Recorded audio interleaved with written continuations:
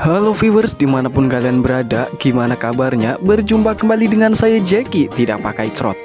Sebuah film yang diperankan oleh seorang aktor terkenal dari negara Inggris, yaitu si Jason Statham, yang tidak pernah gagal menyuguhkan kesan apik dalam berakting di setiap film yang bergenre action di setiap filmnya. Di mana kali ini si Jason Statham memerankan pemeran utama dalam film Operation Fortune, yang dimana film ini berkisah tentang agen khusus bernama Orson Fortune, atau kita panggil saja si Orson, di mana ia harus melacak dan menghentikan penjualan senjata berteknologi baru, yang dimana jika senjata itu digunakan oleh orang yang salah bisa mengakibatkan kehancuran terhadap dunia. Jadi seperti apa perjalanan Orson dalam menjalankan misinya bersama rekan-rekannya dalam upaya untuk menghentikan penjualan senjata baru tersebut? Dari itu mari kita langsung gaskan saja. Duduklah yang rapi, siapkan cemilan, sediakan kopi panas dan sebatang udut, pasang kedua handset, selamat menonton dan blekecet.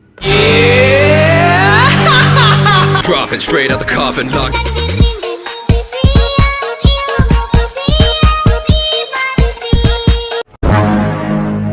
Kisah akan dimulai dengan memperkenalkan seorang pria bernama Nathan, yang dimana ia menemui rekan bisnisnya bernama Mr. King, di mana tepat 2 hari yang lalu sebuah tempat milik rekan kerja Mr. King telah disergap oleh sekelompok penjahat dan menewaskan 20 petugas keamanan di tempat tersebut. Diketahui saat ini tempat tersebut sedang mengembangkan teknologi canggih yang dikenal dengan nama The Handle, sebuah benda yang bisa mengancam sebuah negara, hingga hal itu menarik banyak penjahat yang menginginkannya. Film, you'll see the 2 nights in Odessa, where 20 security guards were mercilessly annihilated. But our analysts and intelligence reported it very quickly became extremely... Hingga Mr. King meminta bantuan dari Nathan untuk mengambil benda tersebut dan mencari tahu siapa penjual sekaligus pembeli dari barang tersebut. Karena menurut informan Mr. King bahwa benda itu akan dilelang seharga 10 miliar dolar. what went missing, and with a price tag of around 10. Mengingat bahwa masalah ini tidak bisa dilakukan oleh badan intelijen negara karena terlalu beresiko jika kabar ini sampai terdengar oleh orang luar, Nathan pun mengutus tim mata-mata miliknya, yaitu si Orson, yang saat ini sedang menikmati liburannya di Maroko, Afrika Utara. Orson Fortune? No, fuck. That man isn't a... Where is he? Hingga si Nathan yang sudah tahu bahwa kali ini si Orson sedang menikmati liburannya, si Nathan pun langsung menemui si Orson ke Maroko, tempat di mana si Orson menikmati liburannya. Tepat ketika si Orson tiba di hotel tempat ia menginap, si Nathan pun langsung merayunya agar si Orson mau menjalankan misi darinya kali ini dan membujuknya dengan sedikit rayuan manis darinya. Yes, I fucking do. I'm on holiday, and I'm not interested in possessing a unique set of skills, being as brilliant as you are. Tibanya di pesawat pribadi milik si Nathan, si Orson pun diberitahu bahwa kali ini ia akan bekerja sama dengan seorang wanita bernama Sarah Fidel. Kita panggil saja si Sarah, di mana dia adalah seorang peretas handal dan untuk misi kali ini keahliannya dalam meretas sangatlah dibutuhkan. Tidak hanya Sarah, si Orson pun akan dibarengkan dengan pria bernama Gigi yang mempunyai banyak keahlian seperti dalam hal komunikasi, menggunakan senjata api, mengemudi, dan tentu saja bela diri. Hingga menurut si Nathan, jika mereka bertiga dipersatukan untuk melakukan misi kali ini sangatlah cakap dan sempurna. Sarah Fidel, 3-hour window, okay? He's got to be with us soon. J.J. Davis. There really isn't very much he can't do either. Berpindah ke kota Madrid, di mana si Sarah dan si JJ sudah menunggu kedatangan Orson dan si Nathan dan saling memperkenalkan dirinya masing-masing agar tidak kikuk ketika melakukan misi nanti. J.J. Sir. Mr. Ford. Miss Fidel. Your Highness? Setibanya di Bandara Madrid, mereka berempat langsung menjalankan misinya sesuai porsinya masing-masing, yang tujuannya adalah menangkap seorang pria tua yang membawa tas yang berisi file penting untuk mereka copy filenya. Anything yet? Got him. Bad time. Hiding in that crocodile. Namun nampaknya tidak hanya mereka berempat yang sedang mengincar tas milik si kakek tua, di mana ketika 2 rekan kerja Sarah dibekukan menggunakan strum listrik atau apalah namanya, yang pasti membuat mereka berdua mampu tergeletak tidur di tempat tersebut. He's all yours.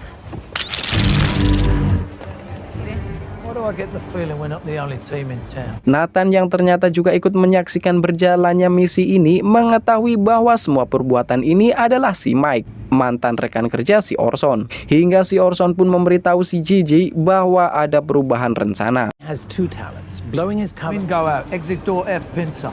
On it, boss. Dan ketika mengetahui si Orson dibuntuti oleh bawahan dari Mike pun, 2B's in for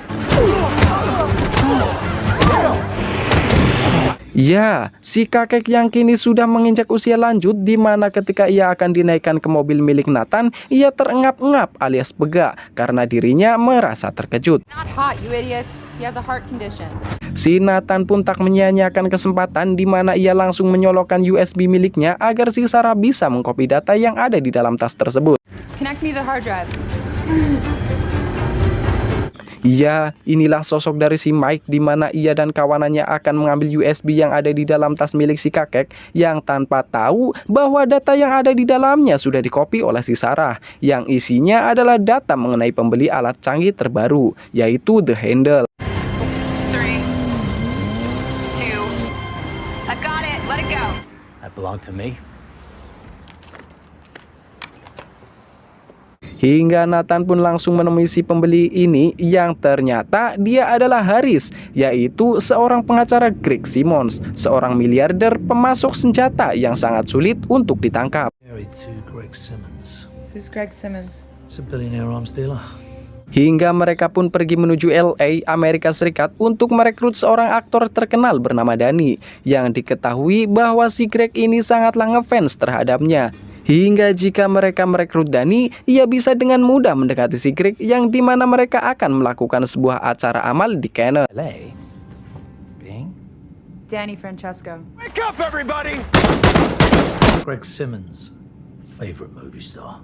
Danny yang dimana ia adalah seorang aktor terkenal dan agak besar kepala alias sombong akibat kefamousannya, hingga agak sulit jika mereka langsung mengutarakan tujuannya, hingga si Orson pun mendatanginya dengan mengajukan diri sebagai manajer barunya. Meski agak susah si Danny untuk diajak bicara, namun dengan kepintaran si Sarah yang dimana ia berhasil mengambil video pribadi Danny yang sedang icip-icip bersama adik iparnya, ia pun dengan terpaksa mengiyakannya. Your new manager. I mean, you and your sister-in-law. An affair with his sister-in-law. Ready. Let's go to work. Berlanjut sampailah mereka di Cannes, di mana di tempat tersebutlah akan diadakannya penggalangan dana yang dimana tujuan mereka adalah mendekati si Greg agar bisa menghack ponsel miliknya, agar bisa mengetahui siapa pembeli dari alat The Handle ini. So lay off the wine, concentrate on getting into Greg's phone and identify who's... Ya, betapa termelongo-melongonya si Greg ini ketika melihat kedatangan si Danny dengan Sarah yang kini berpura-pura menjadi pasangan Danny dan si Orson menjadi manajer pribadinya. Si Greg pun langsung menyelami si Danny saat itu juga, sekaligus mengenalkan Danny kepada Trent dan Arnold, di mana mereka adalah sponsor terbesar di acara ini. Would someone pinch me, please? Would you care to meet Trent and answer in tonight's event? Hey, Hingga ketika si Greg sedang asik melihat aksi sulap pembuat minuman bersama Danny, Sarah dan Orson pun bergegas pergi untuk melakukan pekerjaannya masing-masing. I'll do mine. Okay, sweetheart. Dengan arahan dari si Gigi dan Nathan, Sarah pun mengikuti si Emilia, yaitu sekretaris pribadi dari si Greg, di mana yang kini HP milik si Greg berada padanya. Tepat ketika si Emilia keluar, si Sarah pun langsung memasang sebuah alat penyadap yang berukuran kecil, sekaligus mengambil HP milik si Greg dan meminta agar si JJ bisa meretas HP tersebut. Dikarenakan JJ membutuhkan waktu agak lama dan kebetulan saat itu si Haris datang, si Sarah pun diminta agar ia mau sedikit basa-basi dengan si Haris. This be a good little buggy. Okay, the phone's on now. Few minutes. Keep him talking. Di sisi lain, Orson yang sedang mengikuti Vincent, di mana dia adalah bawahan dari Mike dan mengingat bahwa jika ia membiarkan si Vincent ini bisa mengancam rencana mereka. Si Orson pun memberi dia sebuah hadiah yang berupa jam tangan dan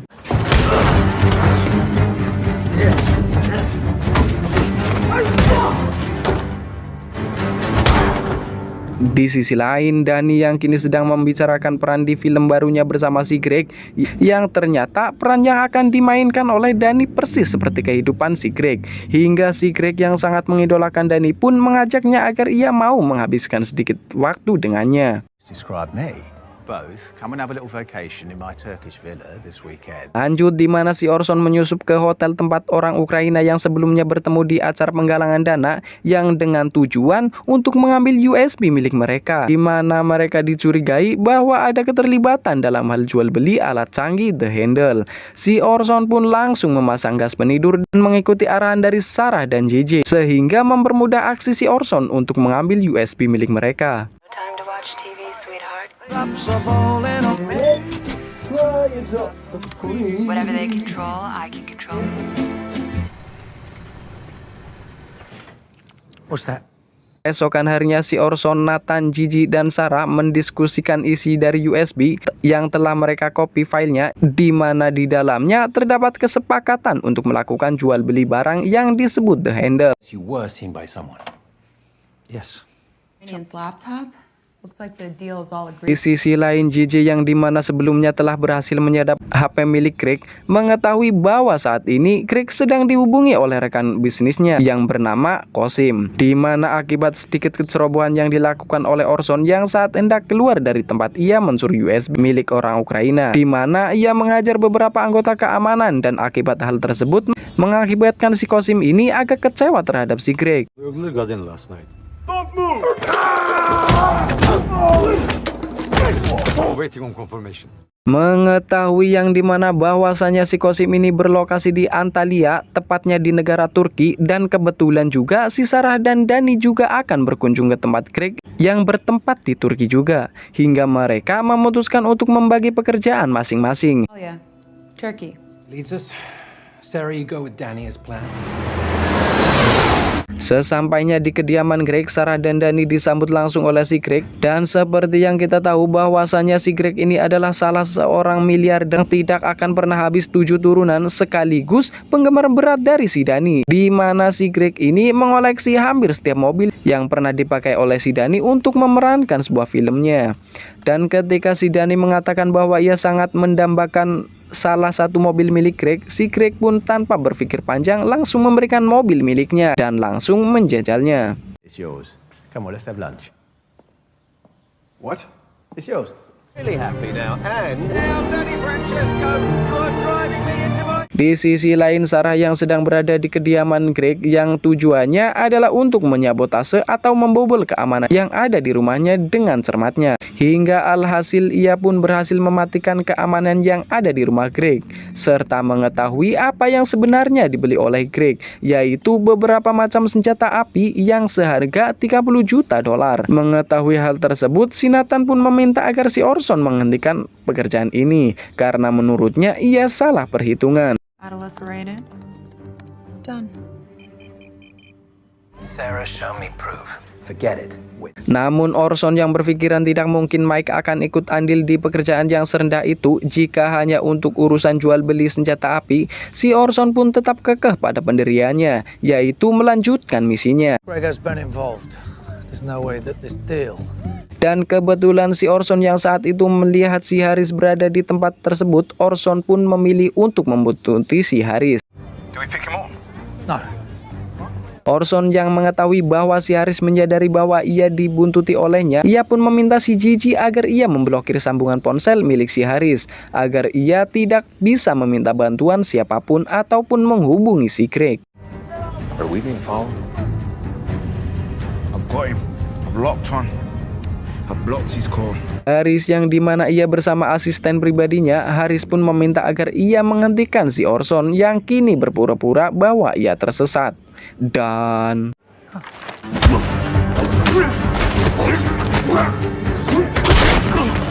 ya, hanya membutuhkan beberapa detik saja untuk membuat asisten Haris tumbang. Sementara itu, si Haris kabur menggunakan skuter yang baru saja diparkirkan. Berhubung jalan yang ia lalui gang-gang kecil dan besar kemungkinannya kalau si Haris ini agak kurang terampil dalam mengemudi skuter, hingga membuatnya ngedubrak.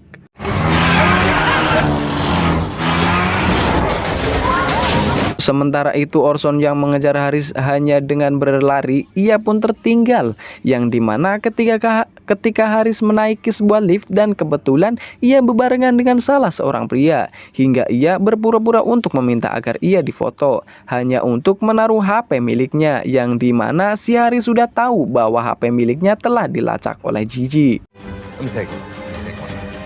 Sementara itu Orson memilih untuk menaiki tangga agar ia bisa mengejar si Haris, dan ketika si Orson sudah kehilangan jejak dari si Haris, tiba-tiba Haris datang dengan niatan untuk menjorokkan atau mendorong si Orson agar ia terjatuh. Tapi ternyata They're only stairs. Go on, move yourself. Next time I'll sit in the car, you do this. That's Ben Harris. diketahui isi USB yang sebelumnya mereka rampas dari si kakek adalah sebuah kunci data untuk membuka drive Baker dan mengonfirmasikan bahwa barang yang sedang dibeli oleh si Greg benar-benar senjata buatan, yaitu The Handle, sebuah senjata buatan pertama yang bisa diprogram untuk meretas sistem apapun dan bisa meluncurkan serangan nuklir tanpa meninggalkan jejak, hingga hal itu sangat berbahaya jika digunakan oleh orang yang salah. Sarah extracted from Greg's unlocked the back. Strike and then cover its own tracks, pointing the finger at whomever it wants to blame. Berhubung transaksi The Handle ini akan dilakukan jam 9 pagi, di mana Haris akan dijemput langsung oleh perwakilan Alexander, yaitu si penjual, tapi berhubung si Haris yang kini telah wafat, hingga si Orson mengajukan dirinya untuk menyamar menjadi Haris, di mana ia harus menelpon Greg menggunakan ponsel milik Haris untuk mendapatkan 15 digit kode sandi dari si Greg. Greg to get a 15-digit passcode. You made me Ben Harris. Di sisi lain, Sarah yang kini sedang berada di kediaman Greg, ia dihubungi oleh si JJ, di mana ia diminta agar ia mau mengubah suara Orson persis sama seperti suara si Haris untuk meyakinkan Greg bahwa yang menelpon dirinya adalah si Haris. Confirmed. Sound like Greg's lawyer? Singkat cerita, sampailah di mana mereka semua harus bertarung dengan waktu, yang mana tepat saat itu si Alexander tiba di lokasi untuk bertransaksi dengan si Haris, yang kini digantikan oleh si Orson. Sedangkan si JJ yang bersiap-siap untuk menembak jikalau terjadi sesuatu yang tak terduga. Sedangkan di sisi lain, si Sarah yang kini harus mengubah suara si Orson menjadi suara Haris, yang dimana ia menyadari bahwa tidak lama lagi kedok mereka akan terbongkar oleh si Greg dan meminta agar si Danny bersiap untuk kabur. Mr. Harris, I assume. Scene. Which is? The getaway. Tepat ketika si Orson yang kini sedang menghubungi Greg untuk mendapatkan PIN darinya, di situ pula bawahan Greg yang ahli dalam peretasan mengetahui bahwa keamanan internet mereka telah dibobol, hingga si Vincent memerintahkan si peretas untuk mencari tahu siapa orang yang meretas jaringan internet mereka, yang diketahui bahwa lokasi sinyal berasal dari ruangan si Sarah, hingga hal itu pun membuat mereka mencurigai si Sarah dan si Danny. There seems to be some sort of break-in on our internet security. Who's hacking in? The signal's coming from within the compound. Transaksi berhasil, namun ketika si JJ mengetahui bahwa di situ terdapat seorang pria yang pernah dihajar oleh Orson dan dipastikan dia mengenali Orson, si JJ pun diperintahkan agar ia menembakkan senjatanya dan terjadilah keributan di tempat tersebut.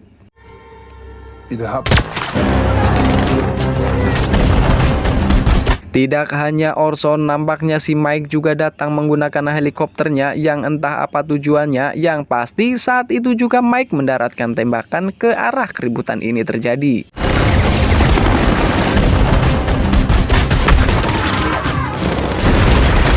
Mike yang kemudian turun dari helikopter, ia pun langsung memberikan isyarat kepada bawahannya agar mereka menemukan korban selamat dan dihadapkan kepadanya. Tidak hanya itu, si Mike pun meminta si Orson agar memberikan koper yang berisi The Handle. For me. Oh, here he is.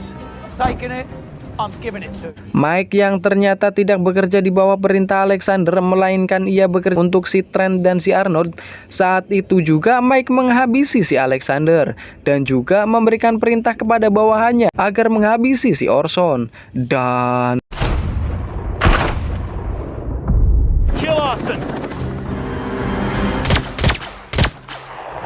Sementara itu yang dimana Greg mengetahui bahwa yang meretas sistem internet miliknya adalah si Sarah, ia pun memberi perintah kepada bawahannya untuk menangkap Sarah dan Danny. Hingga terjadilah adegan kejar-mengejar antara bawahan Greg dan Danny. Kurang lebih seperti ini. That is, do it now. Do it now!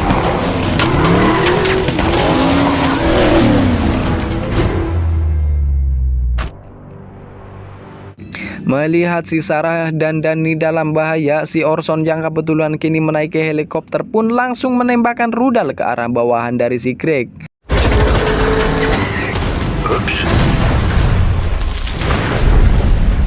Orson yang seharusnya kembali dan menemui Nathan untuk membuat rencana guna menangkap Mike dan mengambil kembali the handle yang ada pada Mike, malah si Orson memilih untuk menemui Greg karena menurutnya ia sangat membutuhkan kehadiran mereka. Berlanjut di mana Orson yang kini sedang menemui si Greg dengan tujuan untuk menanyakan siapa pembelinya, namun Greg yang sangat menghormati rekan bisnisnya, ia enggan memberitahukan kepada si Orson. Dan sedikit dorongan dari si Danny di mana bahwa ia ingin melihat kinerja dari Greg sebagai contoh dalam beraktingnya nanti. Ia pun tidak bisa menolaknya dan memberitahu bahwa orang yang akan membeli the handle adalah si Trent dan Arnold, di mana dengan alat tersebut ia akan menguasai perbankan seluruh dunia dan membuat harga pasar emas meroket. Bye, Greg. I never reveal to see you in action. Well, how can I say no? The climax time di mana tibalah waktunya untuk menunjukkan keseriusan mereka dalam melakukan pekerjaannya, di mana si Orson yang bertugas di lapangan untuk menghabisi satu persatu para penjaga yang sedang bertugas melindungi Trent dan Arnold yang kini sedang bersama Mike, sekaligus the handle juga berada padanya. I hope the two on the right. Satu persatu para penjaga dihabisi oleh si JJ dengan sniper yang ada di tangannya. Mengikuti arahan dari si Sarah, perlahan si Orson pun berhasil masuk ke dalam dan menghabisi semua penjaga.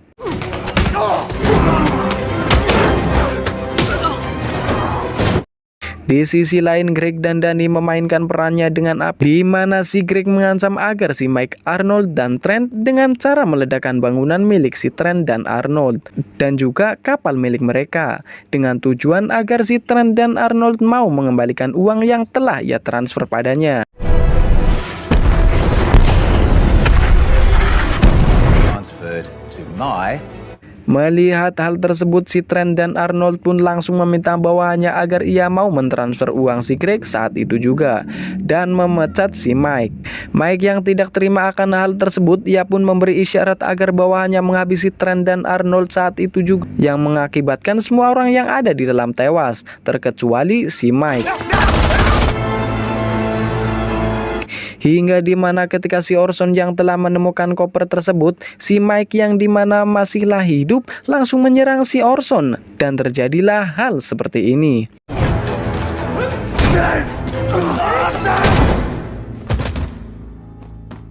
Di penghujung cerita kita akan diperlihatkan di mana saat ini si Nathan yang berada di Doha dengan membawa koper yang berisi the handle. Nathan pun merasa bangga dan meminta agar si Orson, JJ, dan Sarah mau melakukan pekerjaan berikutnya.